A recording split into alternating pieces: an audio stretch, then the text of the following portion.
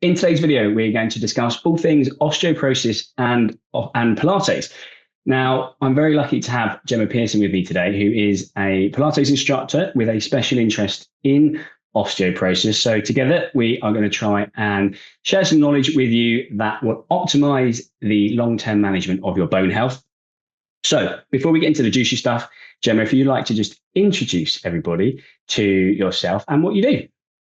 Thanks, Luke. So my name is Gemma Pearson, and I am a Pilates instructor, and I specialize in osteoporosis. I have a background in movement because I was a professional dancer. So I danced professionally for 10 years and, all throughout my childhood and teens. When I finished my dance career, I decided I wanted to carry on working with movement. So I retrained as a Pilates instructor. And I originally wanted to work in like rehabilitation for dancers or in sport. And then eventually when I started training and working with clients in the studio, I was working with so many different types of people and also different age ranges, 40s, 50s, 60s and above. So that's kind of where I pivoted. And I was working in studios, helping people with all different kinds of conditions. And then I eventually got into osteoporosis because I inherited a bone health class from another teacher. And I kind of didn't have any idea of what to do with them when I was first given. And in fact, I was a little bit nervous about it as well. That even though the teacher before me, she was great and she gave me a really good handover, when I was kind of looking at what I could do with these clients, it felt so limiting. It felt like it was a very small box, especially in Pilates, lots of flexion, twisting, bending, rolling. I felt like my repertoire for them was so small. So I kind of took it like upon myself to think I've got to be able to look for more. I've got to kind of like increase my knowledge around this because there's just not enough of it in the Pilates space. So that's kind of how I got into doing it and where I am today. Yeah. That's amazing. Thank you. I know, so we touched base a couple of weeks ago, didn't we, about what we would talk about and how we would structure the video. And I feel like the intro that you gave me then is going to be a really nice foundation to set the scene for where the conversation goes. So you said also you've got knowledge about strength and conditioning and you like CrossFit and things. And then there was what took you down the journey of learning more about osteoporosis was there was a mismatch between what you understood about bone health and muscle strength and what you were being advised. Pilates world. Yeah. So like there was like a narrative that was being advised that didn't kind of sit with what your understanding of how bones work, how muscles work, etc. And that's kind of what led you down the path of thinking, this doesn't make sense. I'm going to work out what's going on. Oh, yeah. Okay. So do you want me to start again? No. No, it's okay. No, yeah. So when I started working with clients and in Pilates in general, we really underload clients. There is a lot of it, we are doing mind body. It is a low impact system. It's about whole body integration. But for me, when I had to like look outside of Pilates to understand bone health. So I was reading research papers, thanks to my sister, who's a nurse. She was like, well, if you need to learn how to do something, like how to find out what is clinically correct, then you need to read a research paper. So she sat down with me. Yeah, she sat down with me and was like, okay, this is what you need to look out for. These are the objections. Make sure and I was like, but then I found it so enlightening and actually really conflicting because all of this research was a lot of new research has come out, about loading bones, about having people on their feet, about resistance training, impact training. And that's very conflicted with what we tell people. We tell people that, that they need to be really careful. And we kind of wrap them up in cotton wool in the studio. And then through my own journey, I started strength training about 2.5 years ago and specifically doing CrossFit.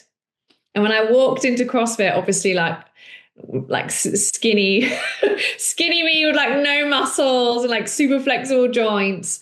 I was like, oh my God, this is awful. And also I was looking at these guys who, were like deadlifting and snatching and throwing weights over their head that were like 60, like 80, 90 kilograms over their head, and their alignment is like crazy, you know, their ribs are completely arched and their backs are arched. And in the Pilates world, that is like a no-no. We really tell people, oh, you know, your alignment is what's indicative of what causes injury. And for me, I was like, hold on, this doesn't make any sense, because if I try and lift that weight over my head in a Pilates sense, I cannot, my body physically will not allow me to do it. So there's something wrong. There's something we're telling clients that's not right.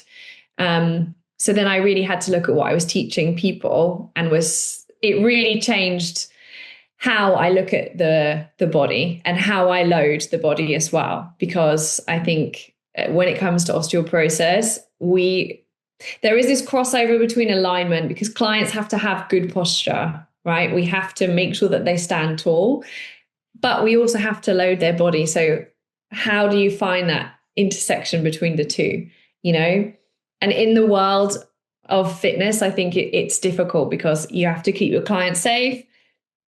But if you don't load them, if you don't make them stronger, then they're not going to be safe. So what's the better alternative, really? Yeah. So I think there's loads of stuff to unpick there that'd be really helpful for viewers. Before we do that, let's just possibly teach people to suck eggs slightly and explain or tell them how you would explain osteoporosis to one of your clients, just so that we know what osteoporosis is, we know what Pilates is, before we head on and talk about the good stuff. Yeah, of course. So osteoporosis is, oh my gosh, I always forget this word. This happened to me the other day. You're going to have to edit this. I'm really sorry. Believe Osteoporosis is characterized as low bone density and also poor microarchitecture of the bone. So it's bone that's considered brittle, in the sense that it's lost its strength. So it doesn't have a lot of density, as if there's not lots of bone packed in there. And also the quality of the bone is weak. So it's two different sides of the coin, right? That's how we characterize osteoporosis. It can also be characterized, I think, as someone who has had osteopenia, but they've had more than one fragility fracture. You know, we're also looking at those clients. Usually you find out you have osteoporosis through a DEXA scan, and we usually give them a T-score. Anywhere between minus 2.5 and below is considered osteoporotic. Between 2.5 and 1 is osteopenic. So that's like the stage just before osteoporosis. It's usually pretty good warning sign. It's a nice wake up call for clients. If you've been given a bone density scan and told you're osteopenic, it's a good opportunity to take action on your bone health. Pilates isn't something that I would necessarily consider for bone health. Would it be the best cause of exercise?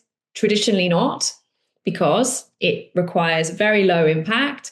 You're mostly lying on the floor. You are mobilizing your spine in all directions. So there's lots of rolling. We do inversions. There's lots of flexion, twisting, bending, which isn't necessarily bad for osteoporosis, but we need to change the method in order for it to apply. So the majority of classes don't really cater to bone health, I would say. If you walk into a Pilates studio, there are many teachers who do teach with osteoporosis, but a normal Pilates class probably isn't the best place for you, because you need to be stood on your feet. You need to be applying impact and load to your bones. You need to be challenging your balance and working on core strength, which is all things that Pilates does. But like we said, you've got to flip it on your head and change it a little bit for it to make an impact on your bones. Thank you. That's brilliant. So we're talking some sort of hybrid Pilates strength vibe. Yeah. To talk us through then what one of your Pilates classes would look like, combining those aspects that need to be, those boxes that need to be ticked in order to get the most out of bone health, muscle strength in a Pilates class. So I have a method that I've coined SPICE. It's cheesier, but it does the job, because we're thinking strength, posture, impact, core, and equilibrium or balance. Very good.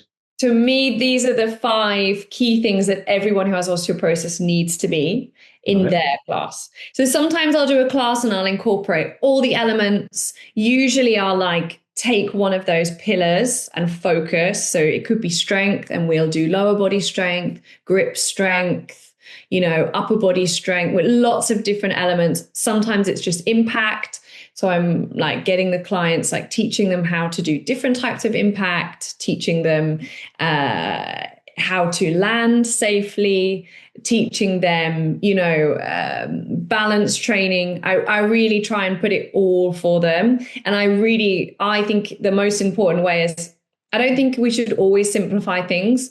But when it comes to exercise can be so complicated and overwhelming, and there's so much information. I really try to make it like super simple for my clients. You need these 5 things.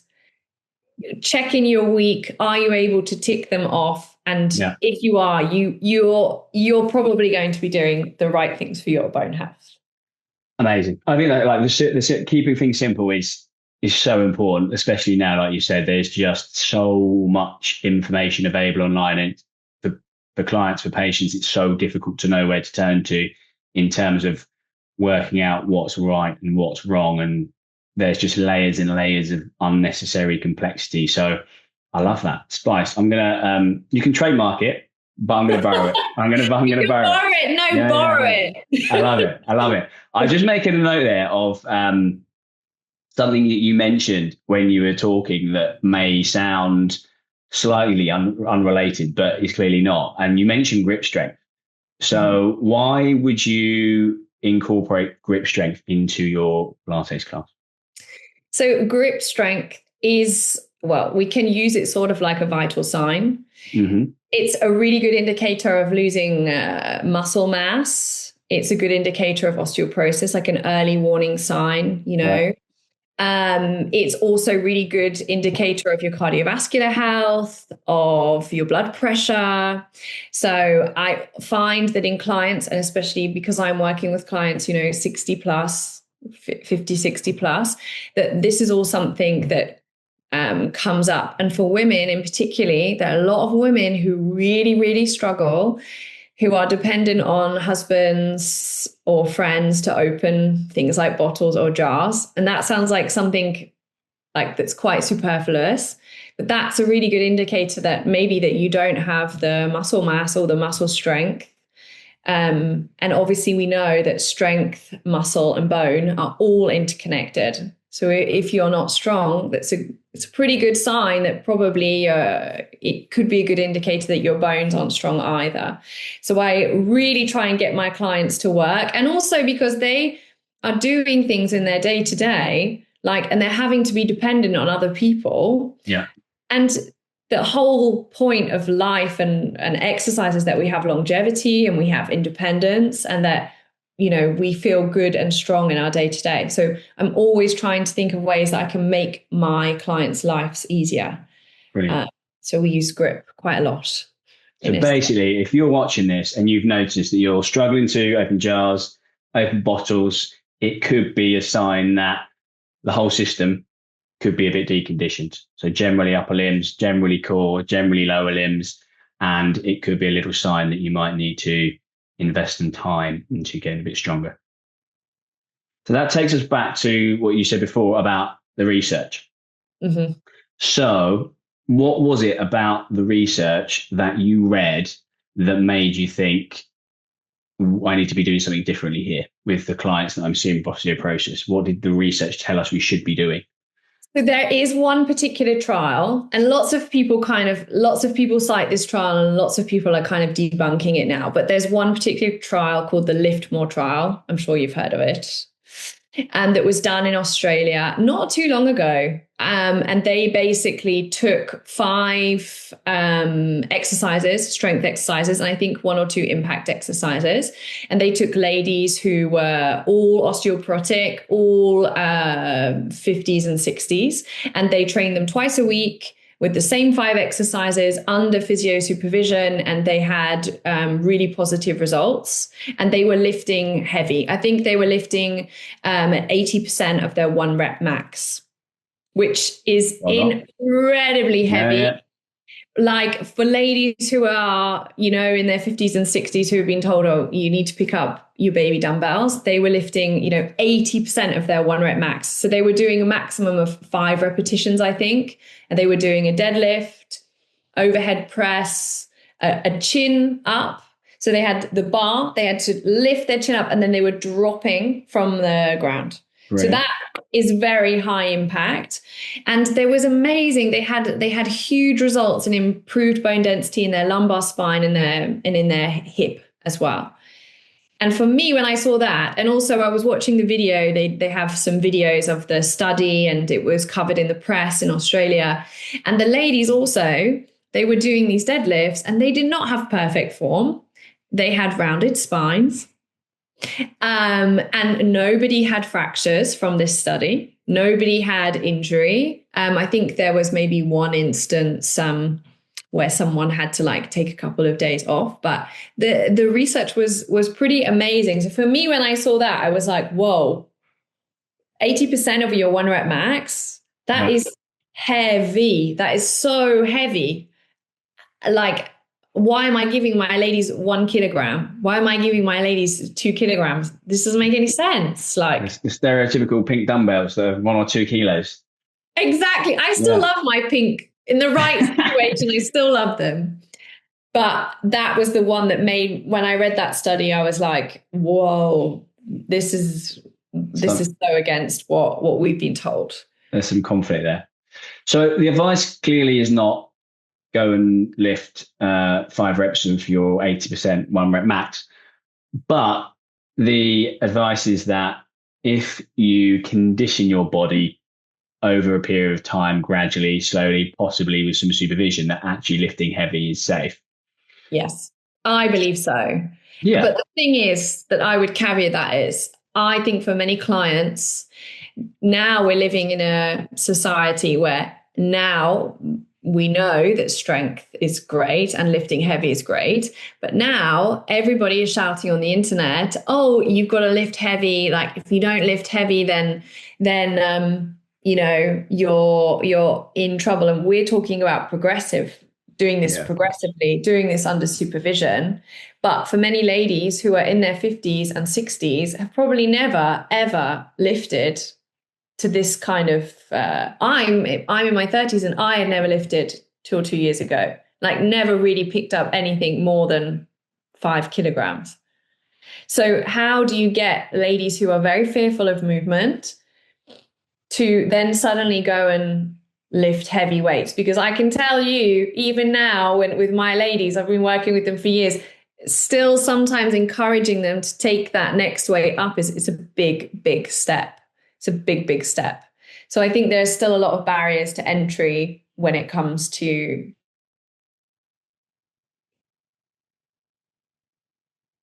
especially if they are osteoporotic, in my experience. Yeah, I completely agree. And I think working out how we get to the lifting heavier conversation would be good. But I reckon what we should do first is address one thing that we know we both see very commonly, which is this psychological barrier to lifting anything, or at least things that are remotely heavy. So what you mentioned fear as a psychological barrier, but what other psychological barriers do you see in patients that you or clients that you have with osteoporosis? The biggest thing is obviously the fear around movement. What are they worried about? Worried that that they're going to do something wrong, that if they do a certain type of movement, that's going to be wrong and they're going to fracture themselves. Right. A lot of the time, this has been put into their psyche by other trainers, health professionals. You know, they're told you must be careful, don't do this, don't do that. Whereas even though that advice is to keep people safe, it actually is, I believe, is doing the opposite, because it does create this huge barrier to entry. It makes people very scared and fearful. And actually, these people with osteoporosis are the ones that need to be moving more than any other population. Like, they need the exercise. So telling someone to be very, very safe and very, very careful, it stops them from wanting to do any type of exercise, really, because they don't trust that what they're going to do isn't going to hurt them.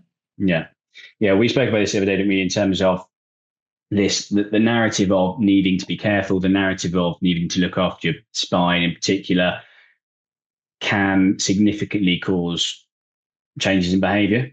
And if then you go and see somebody that you trust or you think is an expert in that, and they reinforce your negative beliefs, then actually all that does over a period of time is make you more fearful, more worried, more anxious. And all that is going to do long term is gradually see a decline in your, not just your bone health, but your general health. So certainly this fear is massive, and we discussed it before. It's one common denominator that we see in a lot of people with osteoporosis, and understandably.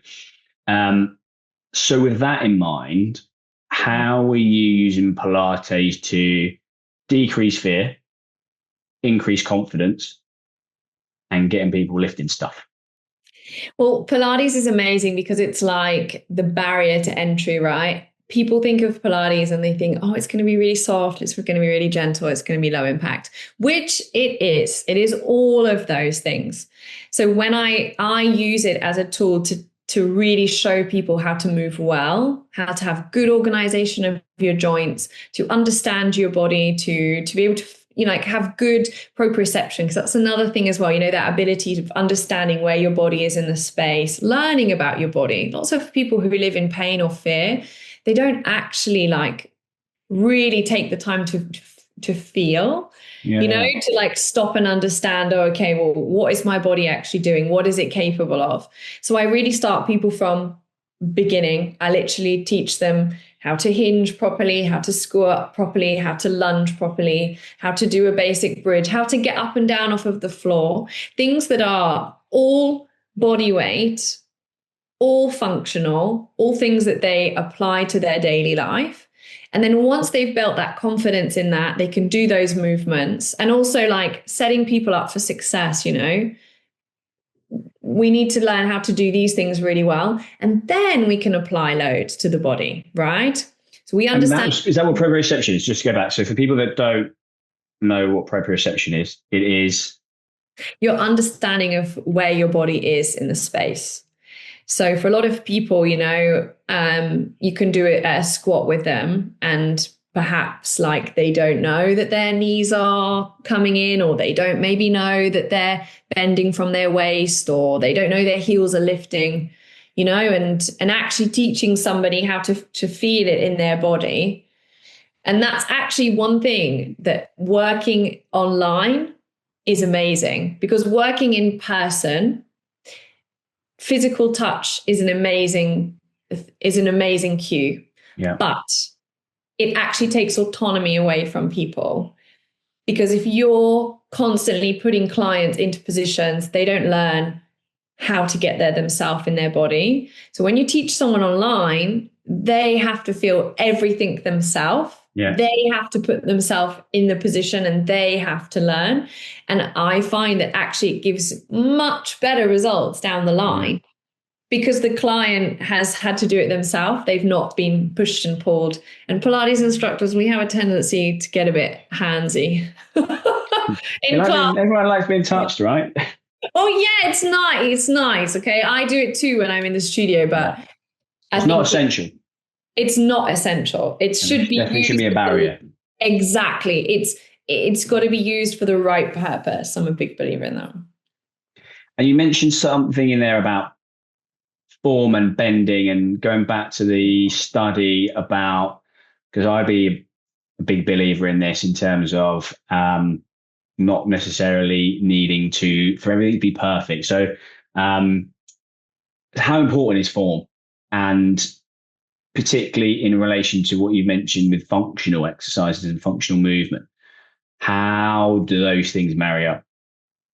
So I think form is important, and especially with osteoporosis, because when we are exercising, we want to limit or reduce our risk of fracture. Okay. And if we're exercising with good form, usually that carries on through day-to-day living, right?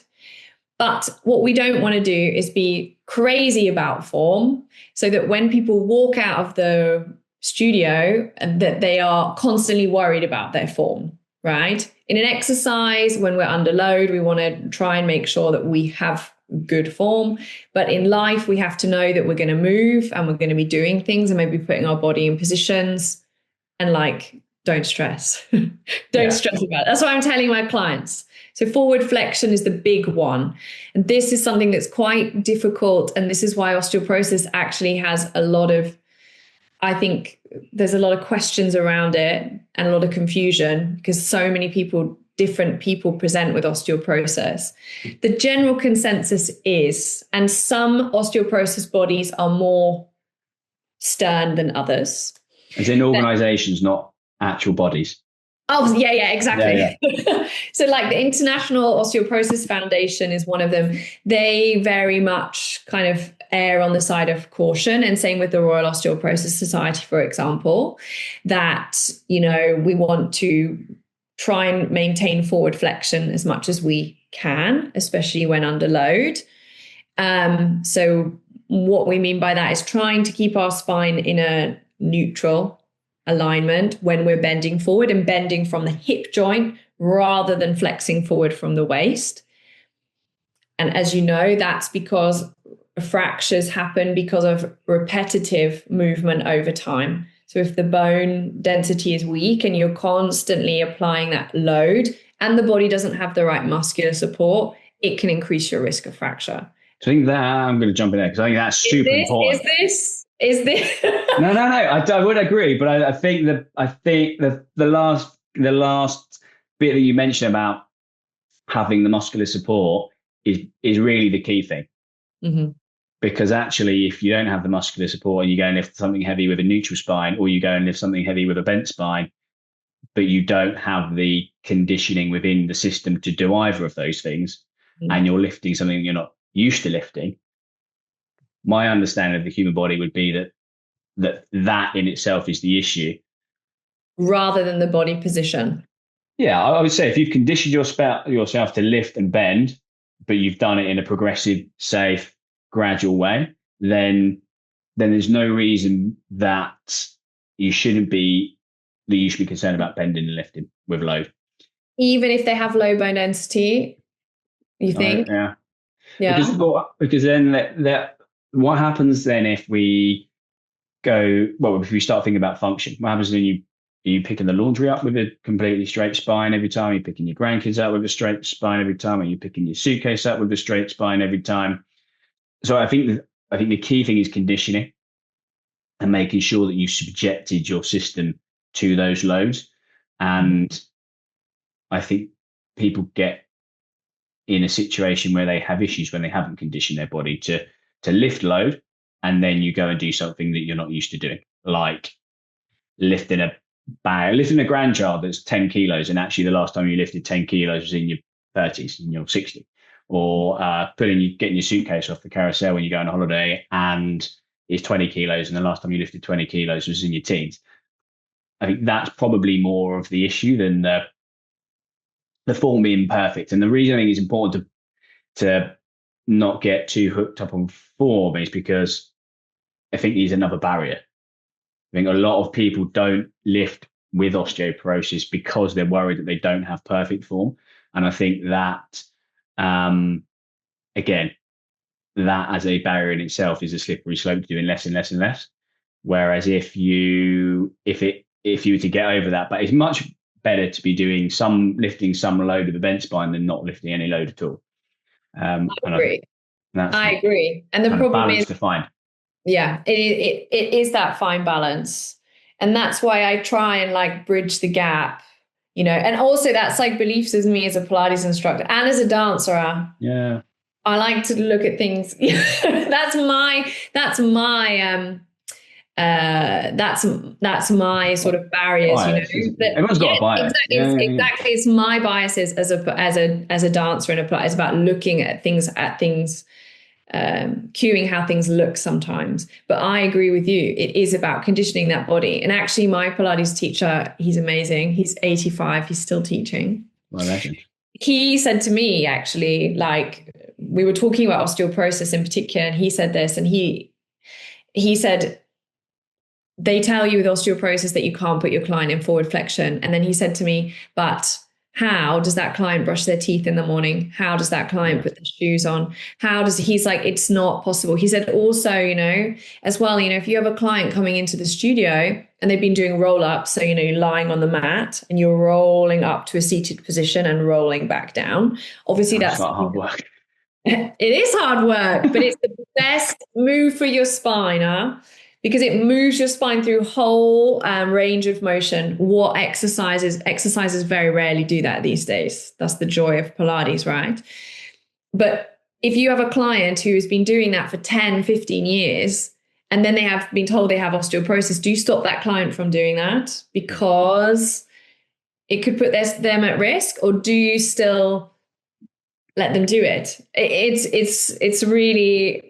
It's sometimes, I think maybe it's something that you grapple with as like your responsibility as an instructor.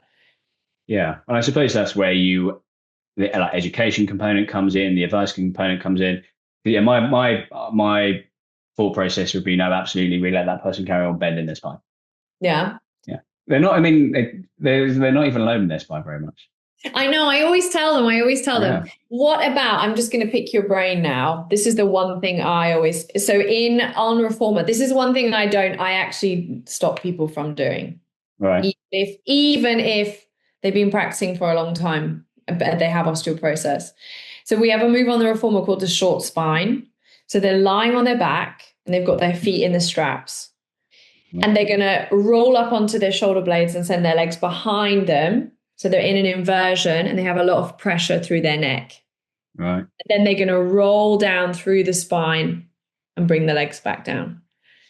Now, for me, I don't encourage my clients to do that with osteoporosis. I say to them, I give them like a lower load alternative where they're not putting lots of pressure through their neck. Am I wrong to do that? Yeah, I can't see why that's a problem. If they're used to doing it, if they've been doing it for years. Well, my question to you really, how many clients do you have that you don't see who you see that don't have osteoporosis, who are in their 50s and 60s that could actually have osteoporosis, but you don't know? Because this is something that we could talk about that's quite important, is actually osteoporosis is not a painful condition. Mm.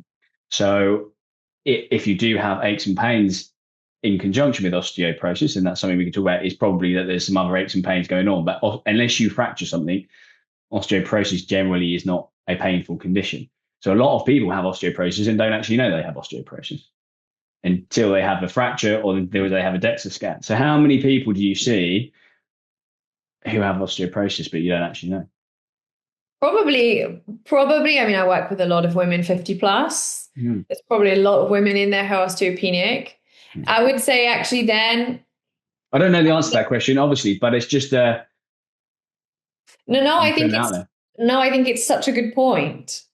But then I guess for me personally, I would look at that client, like look at their body and how their body moves and assess whether that exercise is, you know, like if they can do it in their body, if it feels good in their body. Yeah. It's a very good point.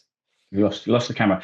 So we can keep talking. So yes, and going back to the aches and pains thing, it's very common for people to have osteoporosis in conjunction with other conditions like osteoarthritis, for example. Can Pilates help with that? Definitely. I think so, because I think, well, this is your area of expertise. So please, you know. I've just led you down one of my biases. It doesn't have to be osteoarthritis. It can be anything. No, but when it comes to, for me, Pilates is something that's really good because I really think it's a good tool to re-educate people with their body, you know. It also works we use a lot of like full range motions. We're moving people's spines in all directions.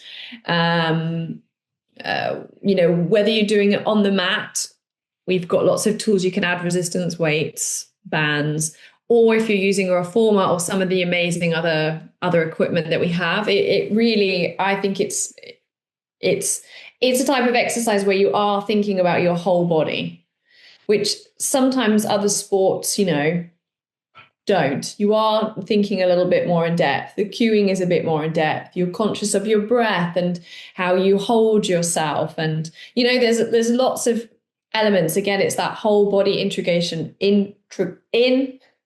Integration. You got it. I think I would be able to say that by now, but it's whole body integration, which I think is very rare. Like, not that I love to do strength training, but walking into a strength training class, I know actually I have really good awareness in my body, in my core strength, So I find that it really has helped me lift a lot. I have a lot of, and I can really feel where my max is like, I feel like I understand my body way more from doing Pilates, so that when I do strength training, it just makes me better at it, where there are a lot of people who I can work with who have no idea how to move their body at all. And then they go into a strength training class and they're like, oh, we'll pick up that 20 kilogram barbell. Oh, we're doing snatches today. Yeah. And the person over there, they can't squat properly. Yeah. Yeah. So it comes back to the whole conditioning thing. Exactly. Now, we've touched on like a few grey areas in terms of like, what should you be doing? What shouldn't you be doing? What are the areas that are not grey? It's black and white, and you need to be a bit careful because of X, Y, or Z, red flag. For example, and this is also the things that they're watching out for if the body isn't, as you said, deconditioning, which is much better word, much more professional way of saying it. If the body's not deconditioned, then we're looking at, deep forward flexion, spinal rotation to full range. So being like twisting the furthest you could possibly go, holding it for sustained periods, also twisting and flexing at the same time. So, moving the spine through quite big ranges of motion. This really, I would say, more applies if you've had a spinal fracture. There are more things that you want to be mindful of. So red flag, spinal fracture. Red flag, spinal fracture. So we would caveat everything that we've said today with. And that's also what's hard, because if you are a woman who've had a spinal fracture, you're probably living with a lot of pain. And those rules and those studies about lifting heavy, those studies weren't done on women who were living with spinal fractures. Those studies were done with women who had no preconditions, previous medical conditions. So this is what's difficult, because if someone has had a spinal fracture, lifting very, very, very heavy when your spine is compromised, right? That'd be a good way to say it. You do have to pay more attention, and you do have to move more mindfully. And that's where something like Pilates can be really beneficial, because we do so much work on posture and strengthening your spine. And also, presumably, when there's layers of complexity within a specific case or presentation, that is the benefit of having a one-to-one, at least for a few times, just so that you can work collaboratively together and work out what works for you. Because I think that's a really important thing, is that we don't have all the answers, do we? And actually the sessions or the rehab or the exercise of Pilates needs to be governed and guided by you, the client, person with the symptoms, so that we can, and like, the truth is, a lot of the time, particularly in the early stages, it is a little bit of trial and error in terms of working out what you can do, what you're comfortable with doing, what your body's allowing you to do, what your symptoms are allowing you to do. But that is the benefit of investing in some bespoke and personalized help, which is what you obviously don't get if you are searching the internet for osteoporosis exercises, for example.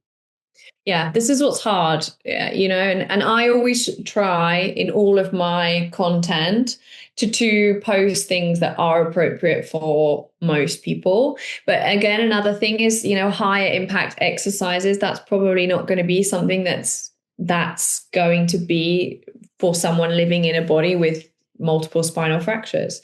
Doesn't mean they can't do impacts. There's lots of ways that we can add impact and resistance, but some of the more higher velocity jumps, that might not be right for that client.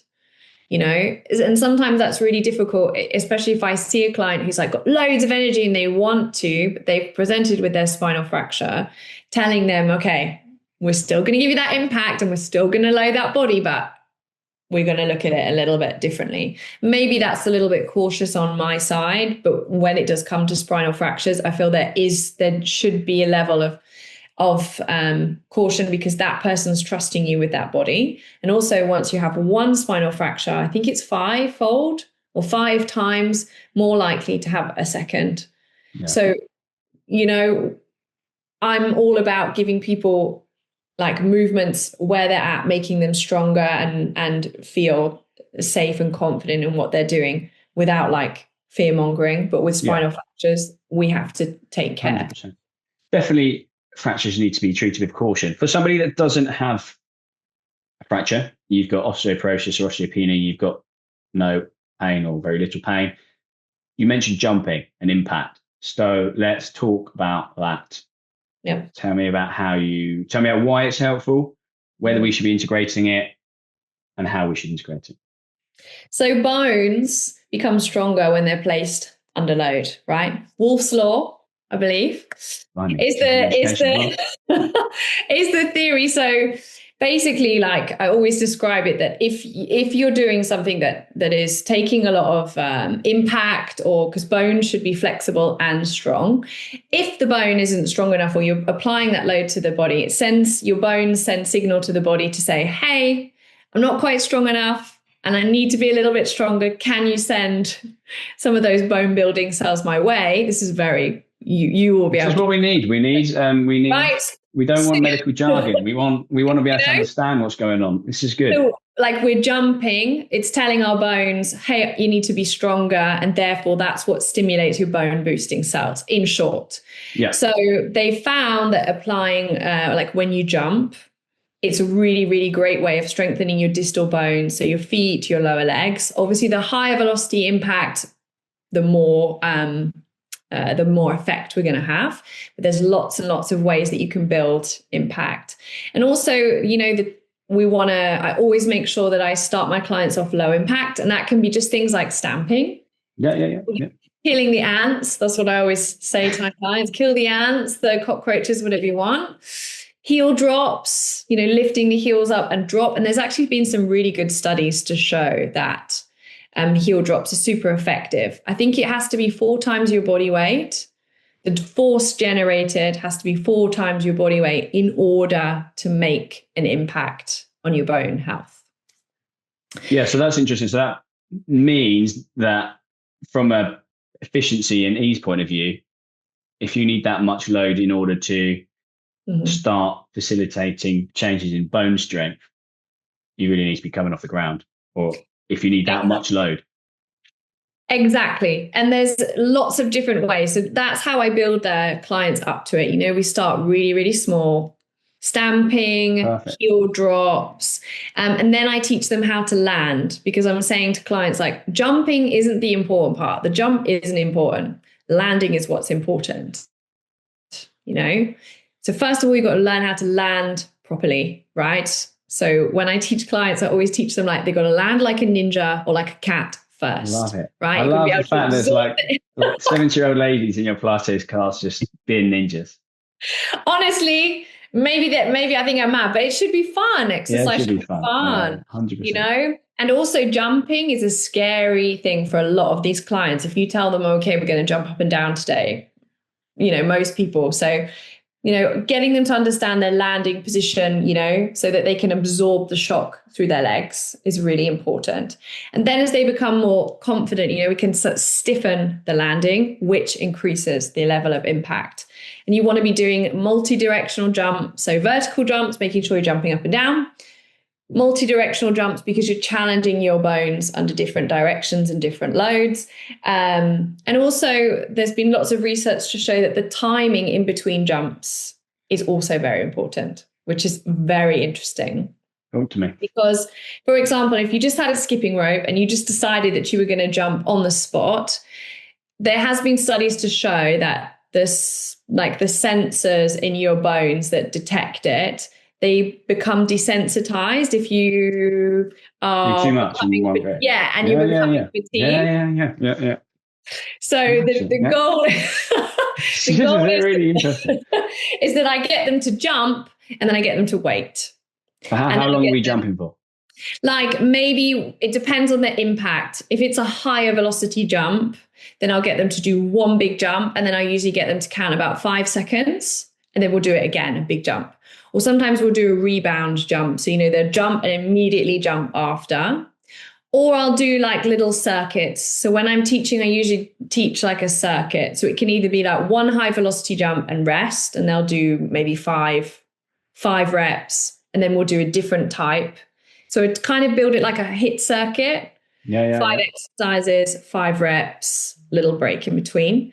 Or I have a lower impact and I get them to maybe like do 30 seconds. Excellent. And then rest. Yeah. Those ones they're not always so happy about because it's a bit of cardio. But then I tell them at the same time. But like the message there is you could literally do 30 seconds of running on the spot, and you are doing something to facilitate some bone strength improvements. Yeah, it's working smarter. Which is incredible. Not harder. Yeah. Right. And that's something that I changed, when I first started working my ladies doing impact, I was getting them to do we were working really, really hard for longer periods of time. And then I read new research and I was like, oh, it doesn't have to be that complicated. Yeah. That's really interesting. I read a paper recently about similar thing with running. And it was about how running affects bone strength. And it was very similar, along very similar lines in terms of actually bone adaptation stop happening relatively quickly during a run. And it was saying that you actually only need 10 to 30 bone or loading cycles in order to facilitate some changes in bone strength. And the recommendations were 30 seconds to a minute of jumping, hopping, bounding, because actually after that, the adaptation stops anyway. I guess that explains why runners have very low bone density. Long distance runners have low bone density, possibly.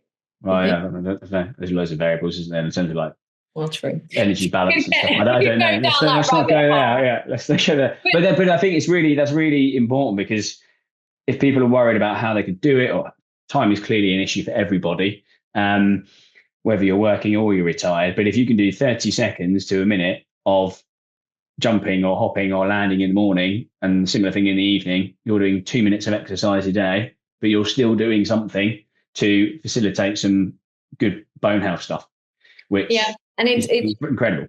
It shouldn't be, and this is another thing as well, I'm always trying to instill this in my clients. There is enough to do already. People have got jobs or work, families. Life is so busy that it's fitting in these bits when you can. So I'm even if it means you're waiting for the kettle to boil and you do drops. Yeah. Or you're at the bus stop or whatever. I think now my clients will always send me little messages oh, I was in the dentist's office and I was and it's such joy to me because it means that they're just taking, that's what it's about. It's about applying it to your daily life, That's amazing. Okay. Positive vibes to end. I can't see the time, but I'm assuming we're over the half an hour mark. So before we wrap up, if somebody has watched this and they're thinking, Pilates sounds like a good idea for my osteoporosis management, where would you advise them to start? I would definitely say search for a bone health class. So if you have osteoporosis, look for something that's maybe targeted towards bone health. Also try, if you're looking for Pilates specifically, a really good way to get Pilates and your resistance in obviously is using the reformer, which is super popular now and the studios popping up everywhere. It's a really, really good way. Of course, you can come and practice with me online and you get all of it in one. We'll pop your we'll do that. I was going to say that bit to the end, but let's do it now because I feel like that's organically happening. So you're bringing out you've got loads of really helpful content on social media that's free, obviously. So where can people find you on social media?